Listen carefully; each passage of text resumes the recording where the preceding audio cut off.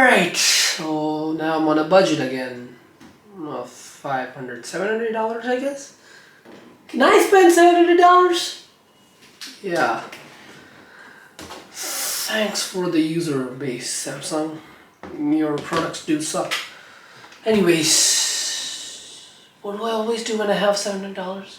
Oh yeah, let's get a OnePlus phone.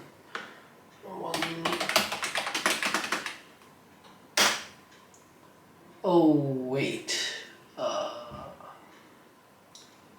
OnePlus became a flagship company, right? Anyways, they still have some nice offerings on the budget range. What? OnePlus Nord 2 and what else? The OnePlus 8T? That phone's over a year ago, right? There sure should be a 9T somewhere. Oh. Kind of miss the OnePlus. But if OnePlus has become into a flagship company now, who's gonna take OnePlus's place again?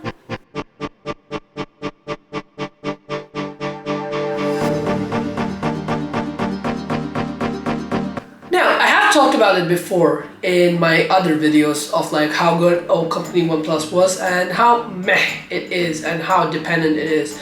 But this feeling, this content feeling of value with a lot of things coming together, hand-picked from a company, we really want to enjoy it as customers, and we miss that feeling when we saw OnePlus drift away. So naturally the next question was, who's after OnePlus? Because let me get it straight, it's more like who can give you the best value. That's always the question in the market, and especially in the mid-range and the upper mid-range bracket, that's a big thing to beat. As the bigger question is, this is the price, these are the specs. Are they fighting enough? Are they both competitive enough? So when naturally that's the question, we've got thousands of contenders, we've got like lots and lots of companies and even flagship companies competing in that space. But naturally, the question that we're about to address today is, who's the next OnePlus in 2021? And I've got a bunch of companies on this list, and let's see who actually takes OnePlus's crown today. Now, the companies that I've kept for this list are based on recent trends, which mean that they have to be somewhere close to value and they have to have some common trait with what OnePlus used to offer. So by that range, I have a few companies over here. So Realme, Motorola, iQOO, Xiaomi, and Honor. These 5 companies have something at least close to as a trait of OnePlus's in the past, and let's break it down.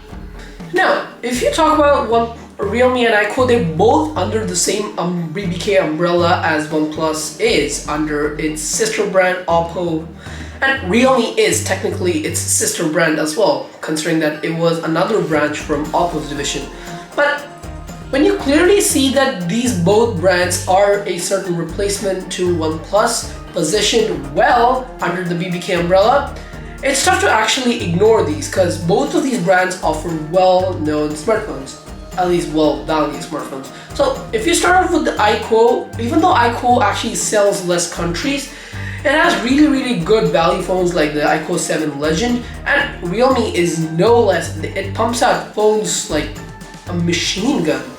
And their well-known GT series all over the world, especially their GT Master Edition and the first original OG Realme GT, well, let's say it was one monster of a spread to price ratio, because let me get this straight, this is a Snapdragon 888 smartphone that you can get around the sub $400 market, which is really hard. Like people around like $600 they offer a Snapdragon 870. This is a Snapdragon 888 smartphone offered around the $400 market. So when you naturally take that into concern, it really fulfills one thing from OnePlus's book: spec to price ratio and extreme value. So these two companies are well suited as a proper replacement for OnePlus, right?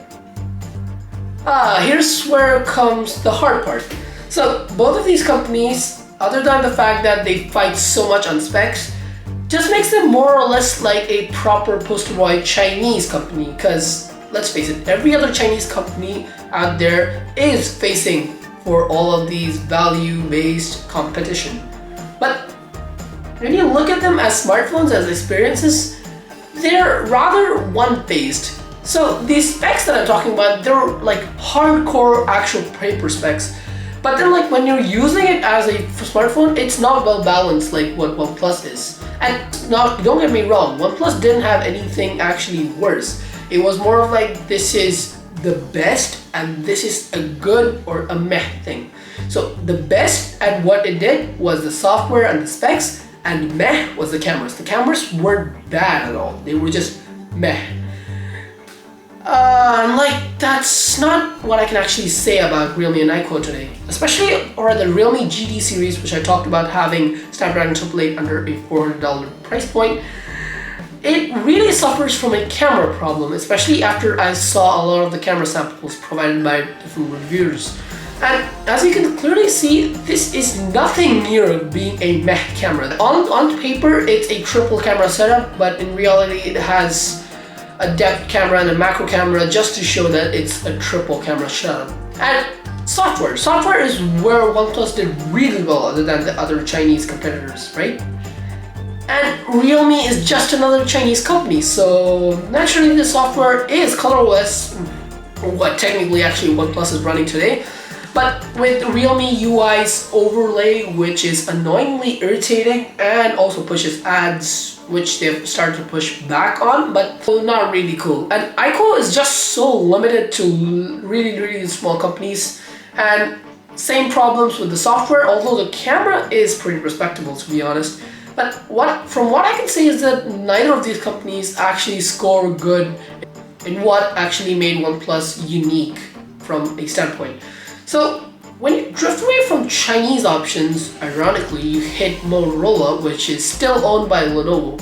Now Motorola has had a big fat roller coaster. Like, it was being like this Titanic company back in like 2004, 2002, and it's Razer V3. It's still outsold so many of the current gen smartphones. And when you come from that to being like a big problematic clunky company in 2011 with so much of losses, and then being thrown around with Google for a while, and then being sold to Lenovo, and it's just kind of a mess looking at Motorola. But finally they actually understand where they sit right now. So one other thing that Motorola actually shares with OnePlus is value, sort of, I'll come back to that later, but most importantly, stock software. Now, if you remember why OnePlus actually took off really good, it's not because of the value. Like, Xiaomi was out there beating everybody with value, but the whole point that OnePlus actually succeeded was the value added up with the clean software. So Motorola is out here giving out stock Android software with a really good Moto overlay over it. Like, it doesn't do anything much to the software. It doesn't make it sluggish. It doesn't push ads, bloatware, anything like that. It's more or less just these Moto features like chop to turn on the flashlight. So anyways, so all of these things actually add more value into the stock failing software. And this is one big of a plus considering the fact that its major market is in the US. And many people like stock software over there. So when you see that they're actually fighting on ground like this, added to the value, which again is a big asterisk because of the fact that they make sub $200, $300 phones. Like, the only flagship that Motorola actually serves is the Moto Edge Plus, which has been outright told by reviewers that it's a really nice, good phone. But it's still just so hard to actually recommend because we can see that Motorola is rusty from making these flagship phones, especially with the camera, and many people have problems with the viewfinder. Just small things add up to the experience of becoming a proper flagship. But when you see that Motorola's most of success come from these sub $200, $300 smartphones, and like on specs, they don't really fight much. Like, compared to that Realme GT, which had like a Snapdragon 888 under $400, Motorola doesn't really offer much. In fact, on its highest end phone ever for Motorola, which costs around like $1,000 or $1,100, it still offers a 765G, which it's not wrong at all, but the whole point of OnePlus was both the software and the specs. So it really looks like Realme and iQOO, they're really good at specs, and they really catch that catchy price tag and also like the big bad name of new flagship killer. Motorola on the other hand, they're like, nah, we're gonna take it easy. We're a calm company. We're gonna make really good software-based move. So it's more or less like Motorola just wants to play it safe. They're not really a flagship killer company. That leads us to a bit of a weird one with our other two contenders like Xiaomi and Honor. So let's talk about Xiaomi first. Xiaomi is actually a really good option at this point, considering the fact that let's address the bad ones first. So first up, the biggest asterisk we have over here is MIUI. MIUI is not liked by everybody, but hey, it's Android, you can just put on any overlay you want. But the whole point is that the added experience is kind of important to a lot of people who are looking at extreme value, and these things actually add on to the experience. So when you take it from that kind of perspective, even though MIUI feels a lot artistic to a lot of people, and some people even feel that it's actually really well done considering other stuff, especially from brands that I don't want to talk about. But it's just the fact that MIUI isn't universally accepted. That's the whole point. So when you look past from there, you might think this is just another Realme or something like another Chinese brand, which you might be correct at, but what you actually don't know is that Xiaomi offers a ton of smartphones which you can actually pick from. Some are really confusing, don't even ask me, like the S and the T and the T Pro and the Pro Max.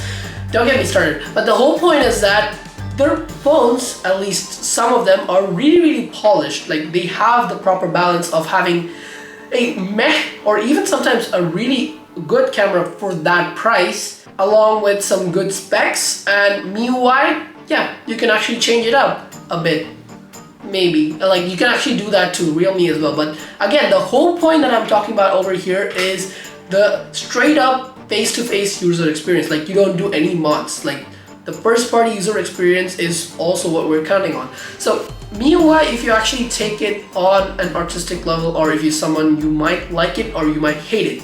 So yeah, MIUI is more of like mixed feelings to a lot of people. But what I can assure you is that unlike Realme and iQOO does actually have proper balance. Xiaomi phones actually just tend to be more polished in my opinion, especially everything from how they feel and how they actually work. I can actually say this is a solid contender. Unlike what I can actually talk about Honor today. Now, Honor has also come a long way from just rebranding phones from Huawei to actually now trying to compete on its own. Like, remember, Honor is a separate brand from Huawei now. It has to fight Huawei as well.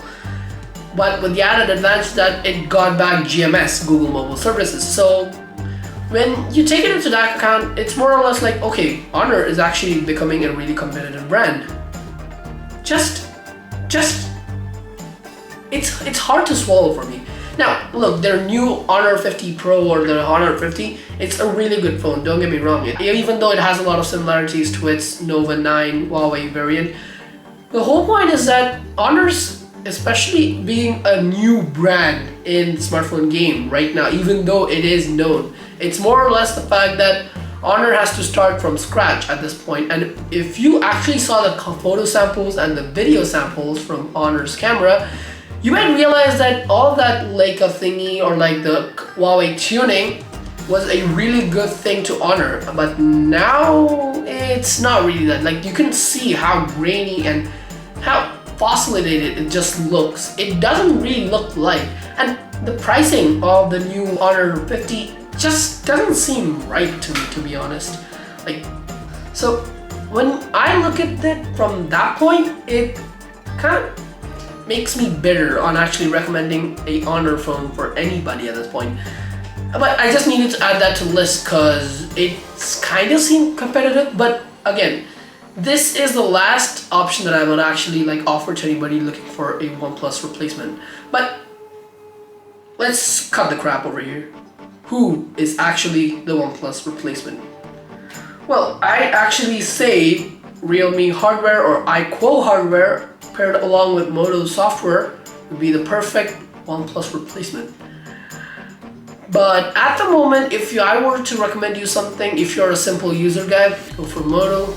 If you're a really hardcore gamer or you really want higher end specs, you've got Realme and iQuo. Or if you want a perfect balance of both and as a middle ground, go for Samsung or Xiaomi. And don't pick Honor until they actually release a little more phones, because honestly they have to really get back on their legs as an independent company. So we just have to wait and watch to see who takes the next crown of being the actual flagship killer. But until then, we'll wait for that day, and I'll catch you guys soon.